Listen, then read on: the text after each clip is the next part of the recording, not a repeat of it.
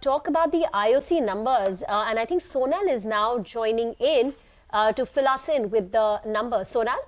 Thank you so much for that. Well, IOC, it is a top-down miss that has come by, and it is majorly led by the refining segment. It's an operational miss where we've seen EBITDA coming in at 10,435 crore rupees, which compares with the CNBC-TV18 poll of 14,700 crore rupees. Margins at 5.3% are lower than the poll of 7.1%.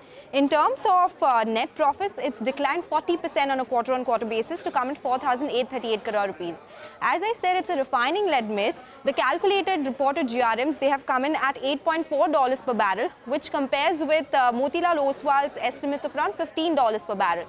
It was expected that the increase in Singapore GRMs, that would be the most beneficial for IOC. Between the three OMCs, any increase in GRMs benefits IOC the most, but that hasn't come by, and that's the reason we are seeing that miss coming by as well. Even the petchem segment has reported a loss for IOC this time around to the tune of around 380 crore rupees, which compares with the profit that the company saw on a sequential basis. So that is also where a disappointment has come by.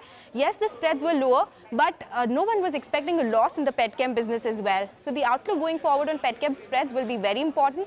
And what the marketing margins are, something that we would like to know. That is not something that the management's report every quarter. However, this time around is the refining-led losses or the miss that we are seeing in the numbers of IOC.